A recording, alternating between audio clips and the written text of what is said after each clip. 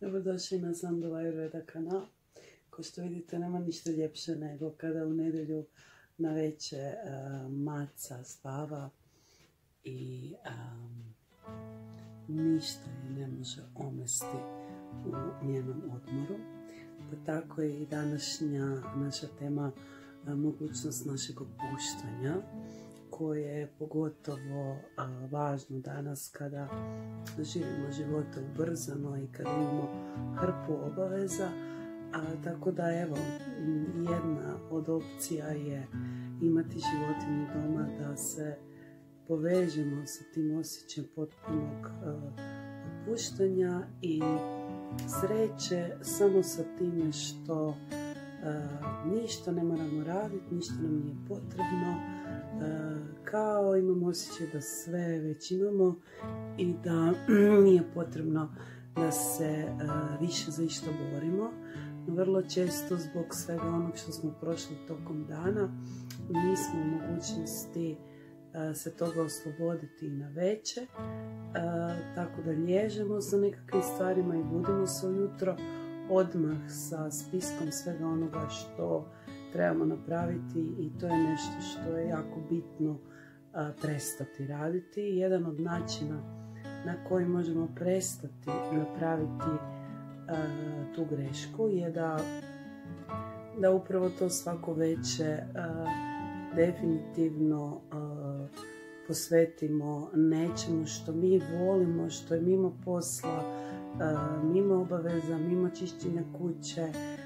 mimo svega onoga što smatramo da je potrebno, korisno. Znači, umjesto toga možemo stvarno nekakvih 15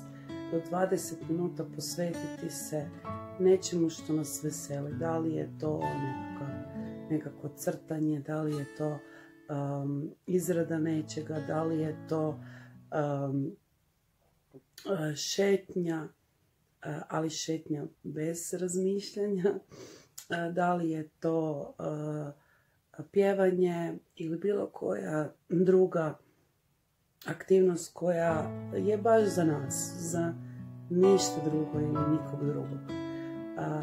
Kad to napravimo na taj način, mozgu dajemo uputu da se može opustiti, da je sad vrijeme da bude se u sebi, i kad dobijemo taj impuls, onda definitivno možemo bolje spavati, možemo bolje napuniti baterije, a isto tako i jutro kad se budimo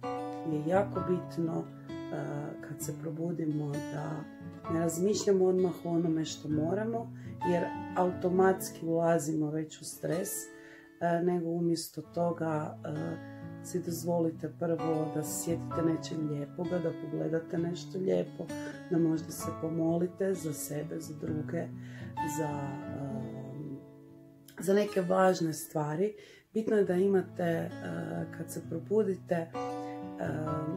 pogled iz nekakve više perspektive, iz perspektive gdje niste vi jedini, niste sami, i zapravo dozvoljavate si da u ovom svijetu, kad ulazite, jer to je zapravo početak novog dana, da ulazite sa jednom svježinom i jednom ajmo vidjeti šta će biti, bez tog pritiska, bez postavljanja odmah sebi previše obaveza i gledanje na život kao na obavezu.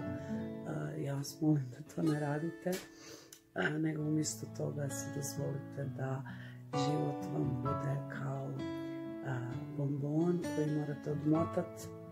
i svaki dan sebe iznenaditi.